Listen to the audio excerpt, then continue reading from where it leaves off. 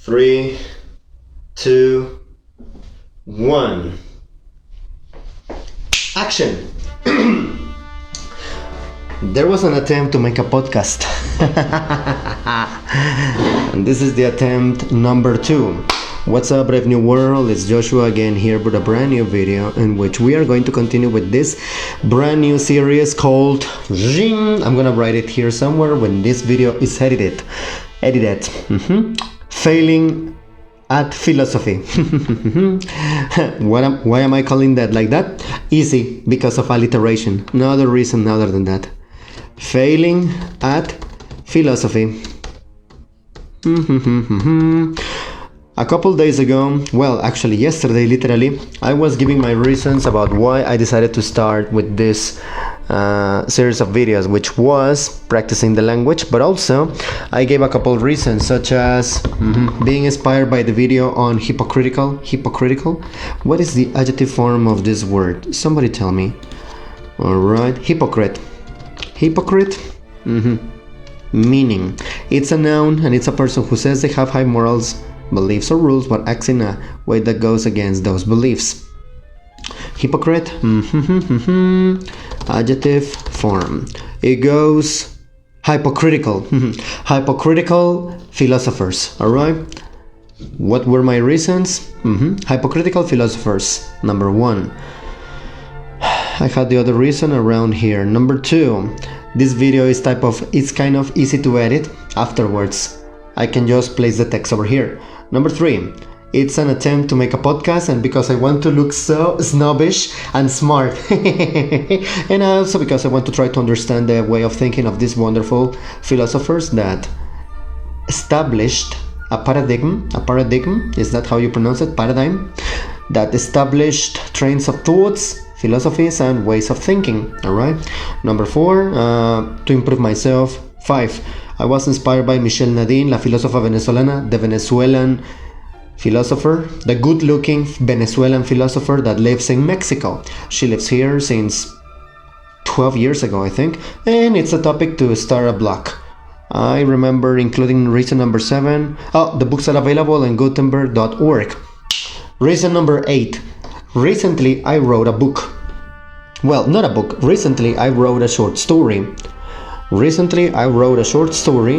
And it was one of the very first times in a long time that I finally wrote some fiction. For the first time in a very long time, I finally started writing fiction again. And I have to say that during the years 2013, 2014 and 2015, I used to write a lot of fiction, in Spanish of course, because that's my native language. And the funny thing is that I enjoy writing those stories. I enjoy writing adventures. I enjoy writing epic journeys. I enjoy writing for the sake of writing, because not only because I wanted to look clever, I wanted to imitate the great experts, Tolkien, Charles Dickens and stuff like that, but because also I just like doing it. And Isaac Asimov, what a big inspiration that guy is. Alright? Isaac Asimov, what a big inspiration that guy is. But recently I wrote a short story about a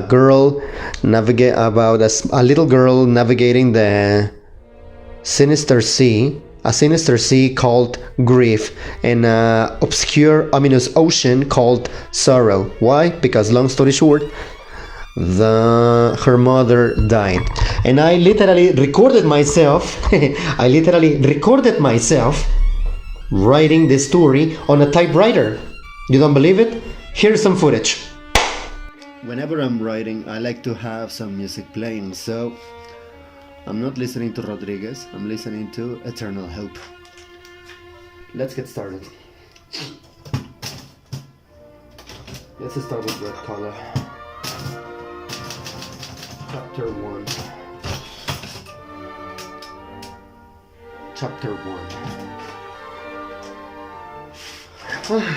I'm gonna try writing it in English. Let's see how it comes out. These days, exhausting. 1, 2, 3. Exhausting is without doubt the best word usable. The best word, usable, to describe. Usable to describe these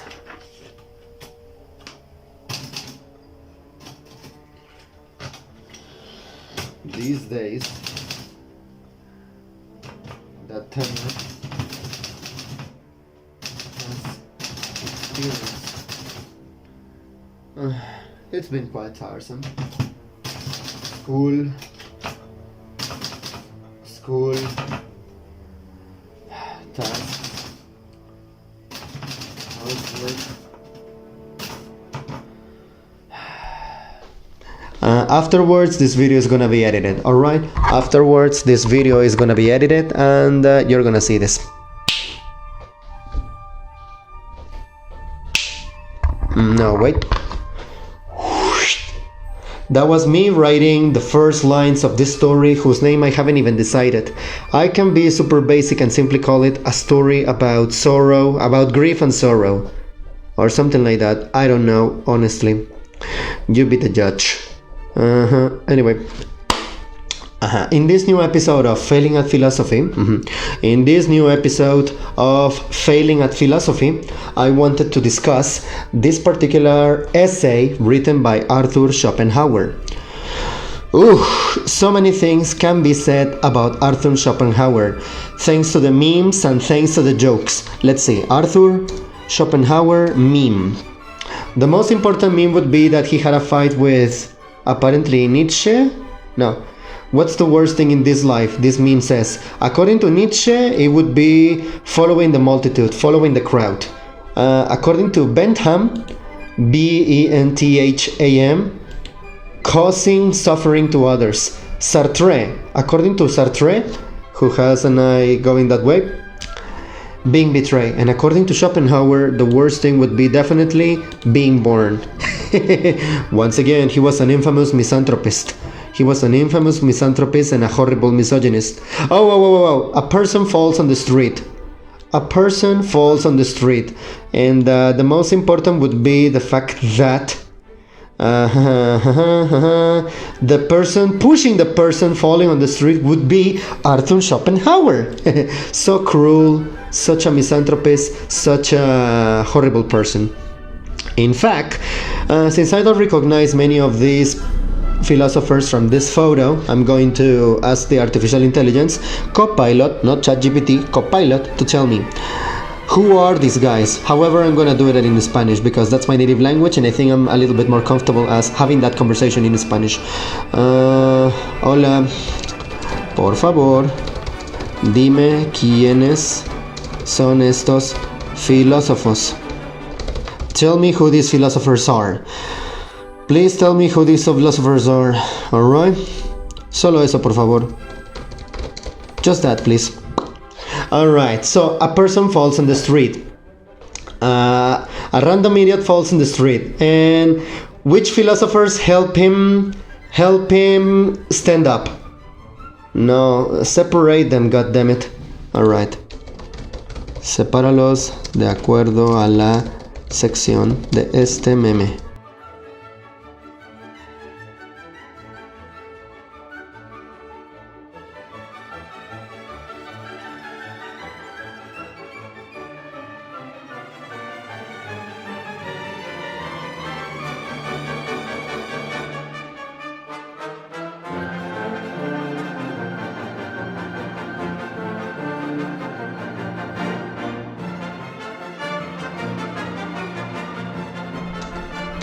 Porfa. Please separate them. A person falls on the street. Lo ayuda a levantarse. Helps him back on his feet. Immanuel Kant, Tomás de Aquino, and Leonardo da Vinci. No, wait, isn't that Aristotle? I think. I'm gonna place this later so you can see afterwards what I'm talking about. Laugh. Well, he helps the person stand up to their feet.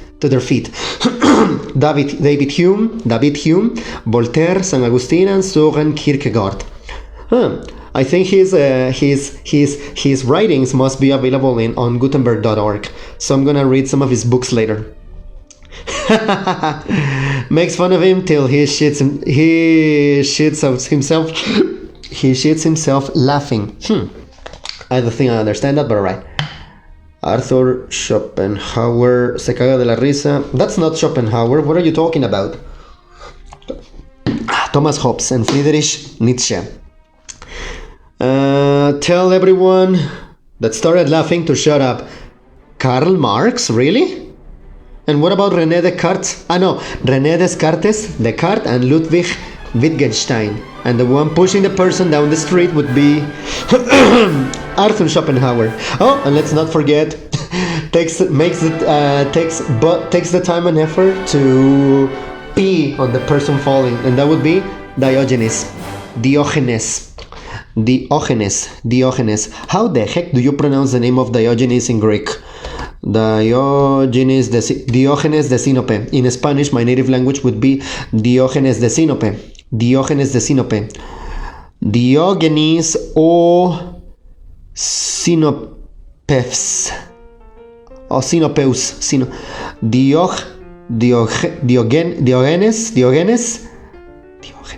Diogenes o Sinopeus en griego antiguo.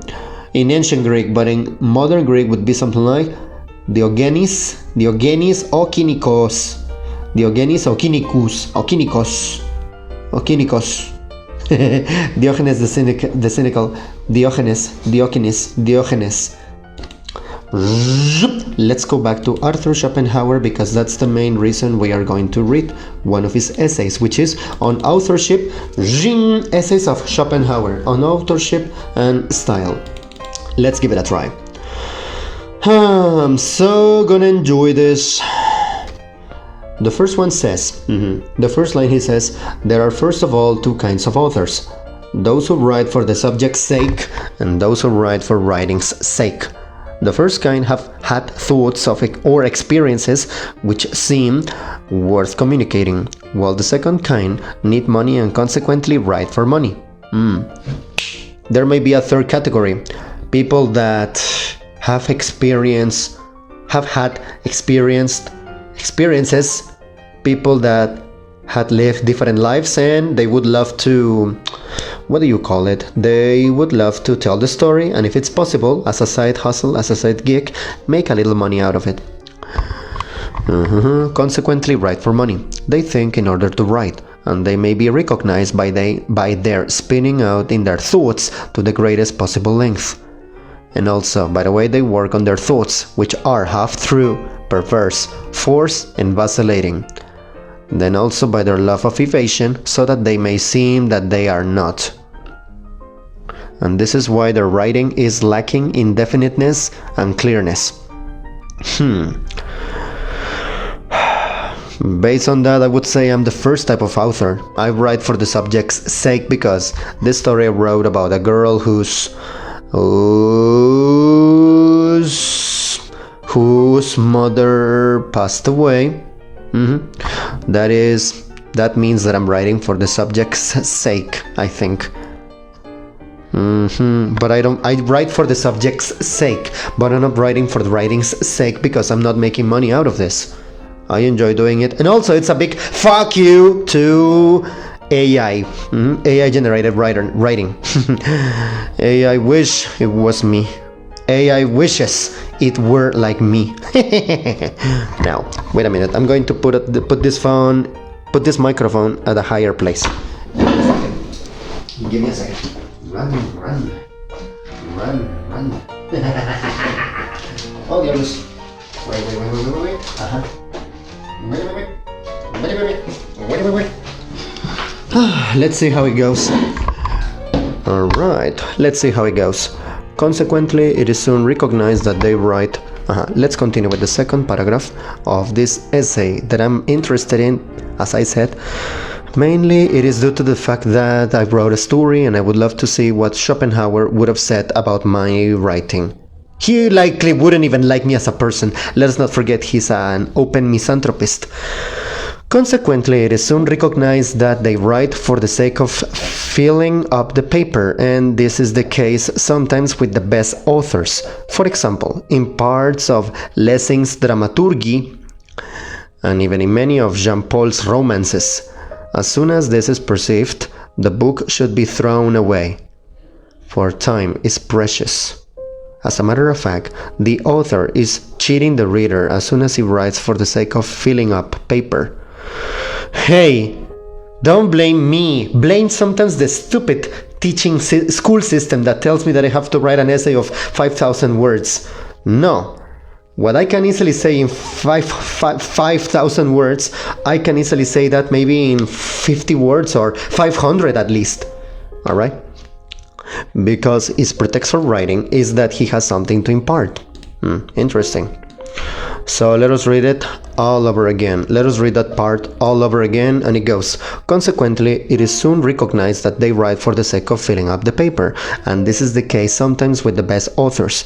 For example, in parts of Lessing's dramaturgy, and even in many of Jean-Paul's romances. As soon as this is perceived, the book should be thrown away, for time is precious, and as a matter of fact, the author is cheating the reader as soon as he writes for the sake of filling up paper, because his pretext for writing is that he has something to impart. Once again, do not blame the writer, the person writing, or the writer trying to fill up the paper. As I said, don't blame the writer trying to fill up the paper. Alright? For the sake of writing and for the sake of making sure the paper is totally full from top to bottom. Don't hate the author 100%. Why?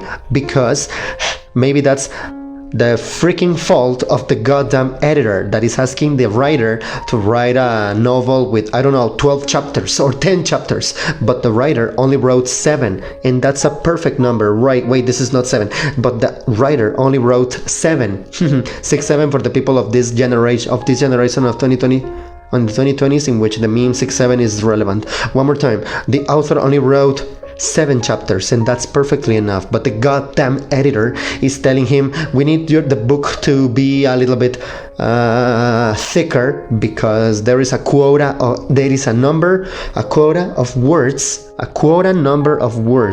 There is a quota, there is a number of words that needs to be reached, and you as the author, you have to reach to that number, and that is quite frustrating sometimes. Therefore, don't hate the author, hate the editor sometimes.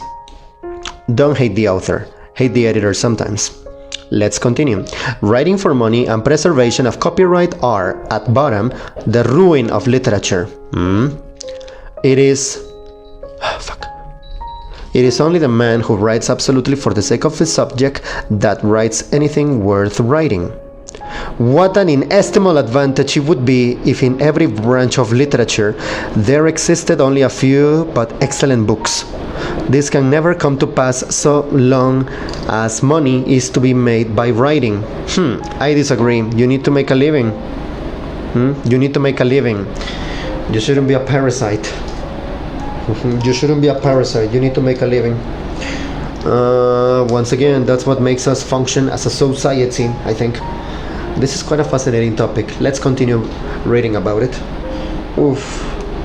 I hope that my comments are actually worth listening to.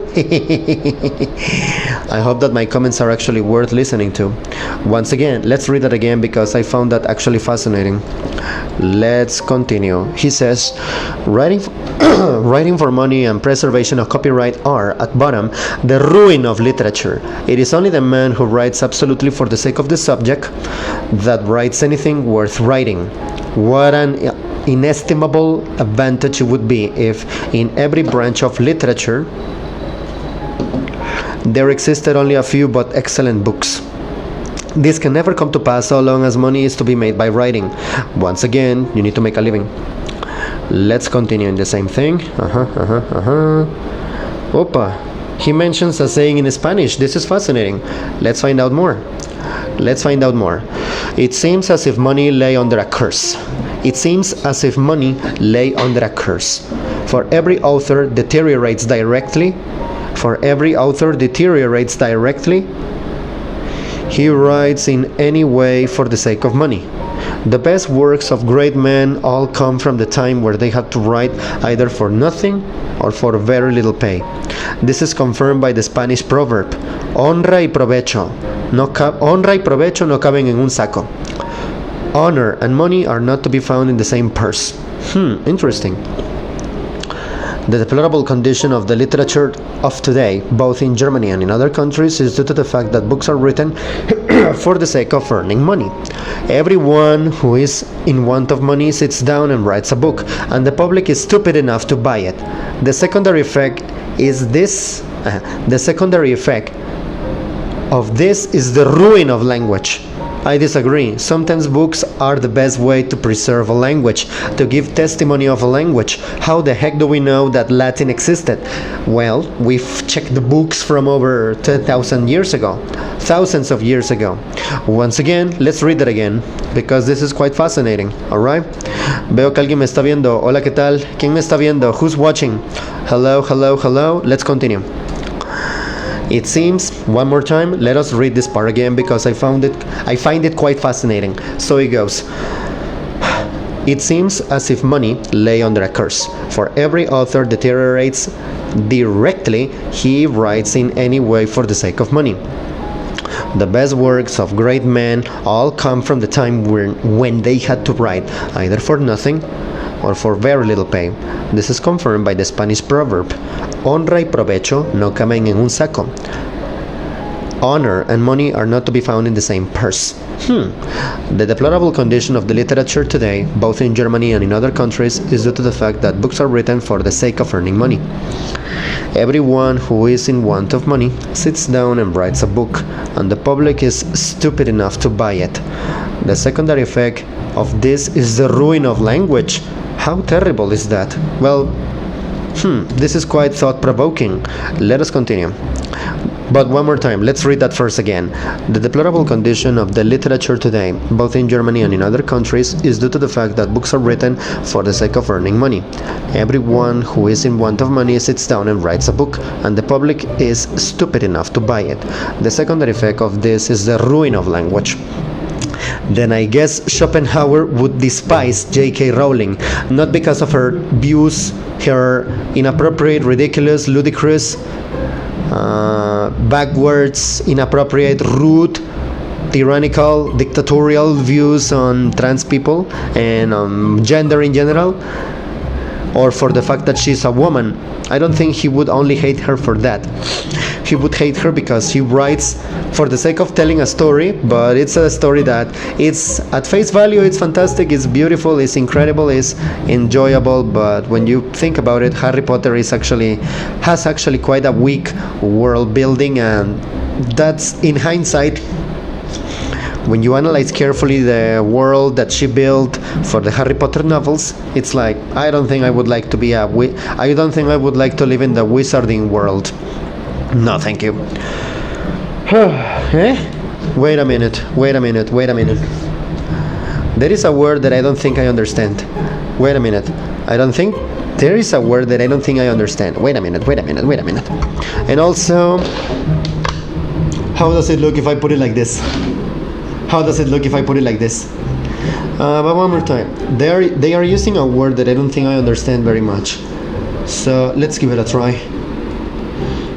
There is a word that they are using and I don't think I understand it, so let's give it a try. It says, a great number of bad authors eke out their existence entirely by the foolishness of the public, which only will read what has just been printed. I refer to journalists who have been appropriately so called. In other words, it would be day laborer. Day laborer. Once again, I'm not sure I understood it, so let's give it a try. Give me a second. Eke out. What the heck is that? Eke out. What in the heavens is that? Eke out. Eke out, meaning eke out. The phrase eke out, according to the freaking AI from the Cambridge Dictionary, it says The phrase eke out means to get, to win, or make something last only with great effort, hard work, or careful use. It usually describes a situation where you have very little food, or time, and barely manage to survive, win, or succeed. You can check Cambridge Dictionary for more usage context. I would like that. Eke out a living, barely surviving or earning. Damn it, that was hard and difficult to understand. Youch. Let's move on, shall we? Let's move on, shall we? Oh yeah. Instead, let's read that again. A great number of bad authors eke out their existence entirely by the foolishness of the public, which only will read what has just been printed. I refer to journalists who have been appropriately so called. In other words, it would be the laborer. So a great number of bad authors make a living and barely survive. Make a living and work very hard just to earn enough money to stay alive. Thanks to the stupidity and the foolishness of the people, of the public. I guess so, but it also depends. Just like there are excellent books that everyone should read, there are trash, rubbish books that are the equivalent of fast food, right? There is fine dining, regular food, snacks, and junk food. The same, I guess, could be said about books. Fine dining, Charles Dickens, A Tale of Two Cities, or A Christmas Carol. I just love that book. Or maybe you could include J.R.R. Tolkien and maybe The Lord of the Rings, probably, or Mary Shelley and Frankenstein. Regular food, I could include something like the food you eat every day. What books could I include in that situation, in that category? Maybe I could include books like books that you read fast and books that are popular. For example, Frankenstein, which is in the previous category but enters there too. The Diary of Anne Frank, anything that John Steinbeck wrote, for example, Of Mice and Men or The Grapes of Wrath, which I haven't read, but I have read Of Mice and Men, East of Eden, and The Pearl. What else could we include in regular food? Anything that is usually popular, for example, popular but also enters in the previous category of fine dining. For example, anything by Russian writers, for example, maybe Anton Chekhov, who wrote short stories, maybe, or Dostoevsky and his miserable, depressing characters. What did I say? Fine dining, regular food, snacks, and junk food. Snacks. Short books that are quick, books that are short, books that are, I think I could include definitely Victoria Holt, whose real name I believe was Victoria Holt,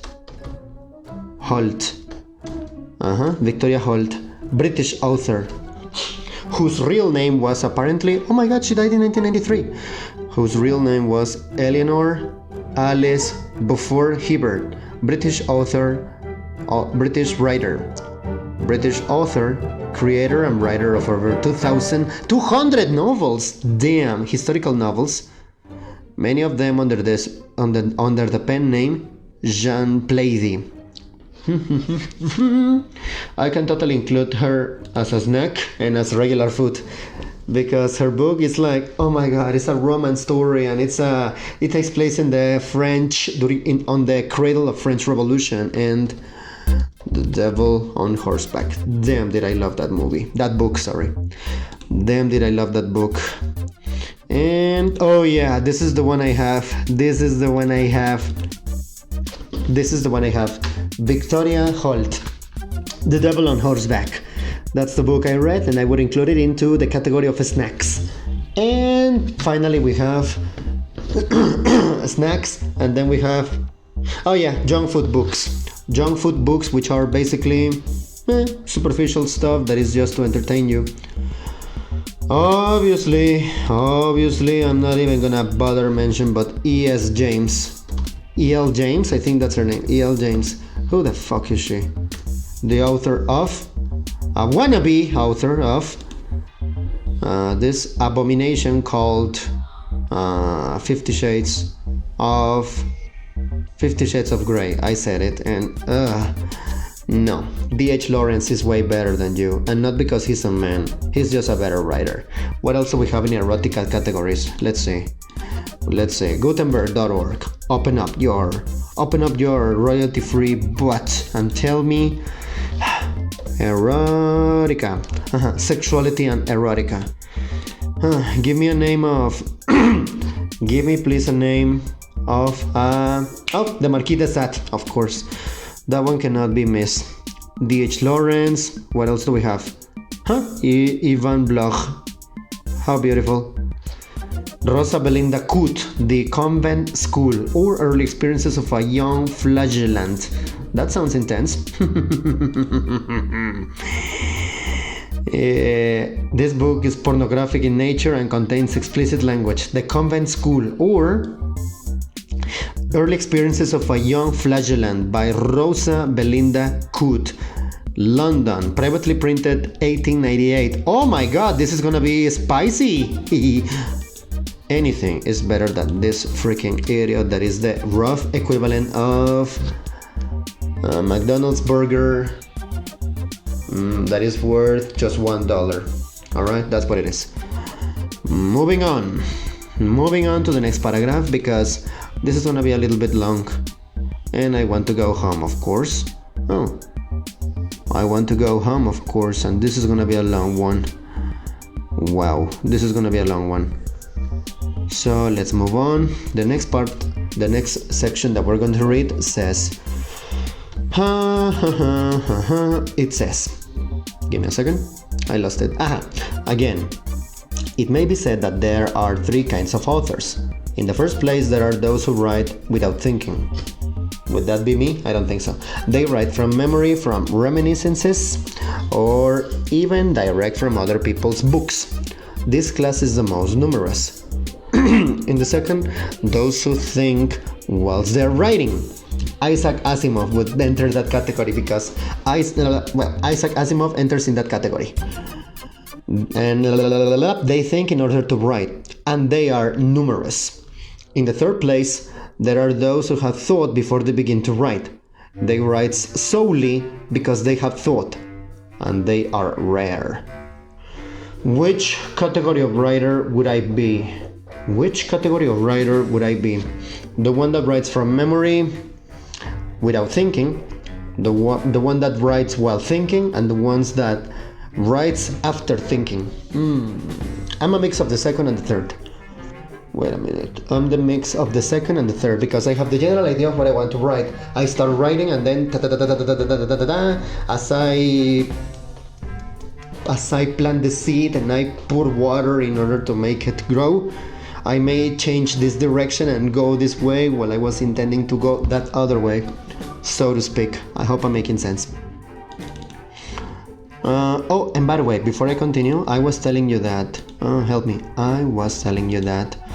let's see, Isaac Asimov enters in the category of the second types of writer, the ones that writes as they are thinking. Isaac Asimov, quotes on writing. Isaac Asimov, 20 quotes of writing. No way, this one is still there. Nice. Oh, yep. From his series, The Foundation. Writing to me is simply thinking through my fingers. How beautiful is that? Isaac Asimov, you rock. He's definitely one of my favorites, alongside Roald Dahl.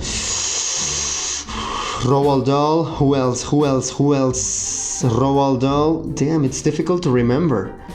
Yeah, I have read quite a few, but I don't remember. Oh!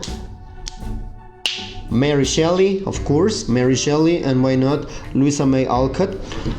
I'm a tough, straight, cisgender macho man, and I love Little Women. Of course, Josephine is my favorite, and I cried when, spoiler alert, The Fault is Yours if you haven't read it. I cried when Elizabeth dies. Cue the sad music from Naruto. This book destroyed me. That chapter of that book destroyed me, so to speak. One more time, writing to me, sticking through my fingers. Number 2, it is the writing that teaches you. I couldn't agree more, Dr. Asimov. I couldn't agree more. Number 3, Asimov says, writing is a lonely job. Even if a writer socializes regularly, then he gets down to the real business of his life. It is he and his typewriter or word processor. No one else is or can be involved in the matter. Nice.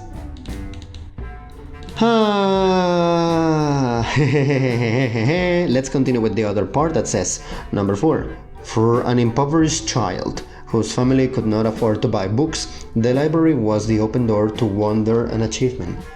And I can never be sufficiently grateful that I had the wit to charge through that door and make the most of it. Now, when I read constantly about the way in which library funds are being cut and cut, I can only think that the door is closing and that American society has found one more way to destroy itself. Preach it, brother. Oh, and by the way, the best irony ever to give the middle finger to the insufferable kind, religious people of the insufferable kind, which is, properly read, the Bible is the most potent force for atheism ever conceived. Couldn't be more fascinated by that. So, let's move on. Let's continue. Oh, and by the way, we were in this paragraph. Now let's move on to the other part. Alright. Let's go. Fun fact that I would like to mention as an anecdote, as a trivia. I would like to mention the fact that I tried to find this book in German, but no matter how much I tried, I couldn't find it. I couldn't find this book in German. God damn it! Anyway, let's continue. But although the number of those authors who really and seriously think before they write is small, only extremely few of them think about the subject itself. The rest think only about the books written on this subject and what has been said by others upon it. I mean, in order to think, they must have the more direct and powerful incentive of other people's thoughts. These become their next theme, and therefore they always remain under the influence and are never, strictly speaking, original. On the contrary, the former are aroused to thought through the subject itself. Hence, their thinking is directed immediately to it. It is only among them that we find the authors whose names become immortal. Let it be understood that I am speaking here of writers of the higher branches of literature, and not of writers of the method of distilling brandy. I don't even drink alcohol, and I'm not sure I understood that. Ooh, let's try that again. But although the number of those authors who really and seriously think before they write is small, only extremely few of them think about the subject itself. The rest think only about the books written on this subject and what has been said by others upon it. I mean, in order to think, they must have the more direct and powerful incentive of other people's thoughts. Okay, this was difficult. These become their next theme, and therefore they always remain under the influence and are never, strictly speaking, original. On the contrary, the former are aroused to thought through the subject itself. Hence, their thinking is immediately to it. It is only among them that we find the authors whose name become immortal. Let it be understood that I'm speaking here of writers of the higher branches of literature, and not of writers on the method of distilling brandy. This part was quite difficult to understand, and if anyone in the comment section of this video when this is edited can tell me what the hell they are saying here, I would appreciate that very much. I want to understand. I want to get it, but once again, I'm failing at philosophy, which is the name of this podcast. Moving on.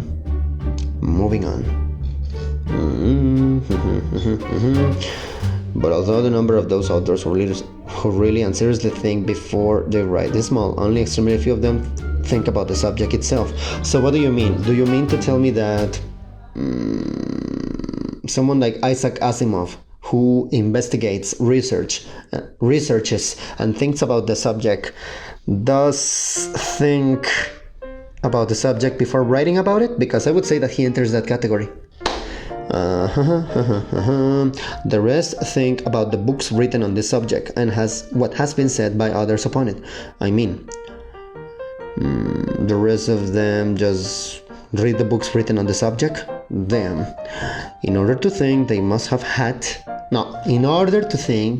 the more direct and powerful incentive of other people's thoughts. So you need to think about your readers when you write it. I think that's what it means. These become their next theme, and therefore they always remain under their influence and are never, strictly speaking, original. I think I get it. Trying to please the majority of the readers is what kills your authenticity, I think. Let's say that all your life you have been writing about ice cream, but one day you decide to write about apple strudel, or you decide to write about cakes. But your readers want you to go back to writing about ice cream. Am I making sense? I hope I am. Let me know in the comment section below. It is only among them that we find the authors whose name become immortals. Immortals. On the contrary, the former are aroused to thought through the subject itself. Hence, their thinking is directed immediately to it. It is only among them that we find the authors whose name become immortal. Let it be understood that I am speaking here of writers of the higher branches of literature, and not of writers of the method of distilling brandy. Once again, I'm not an alcoholic. I'm trying to understand this, but I'm not sure I am, which is why this podcast is called Failing at Philosophy. And also that is why this is where we're going to stop right now, because oh my god, it's a lot. We're going to continue this in another episode. Thank you very much for being here, and farewell. Ring.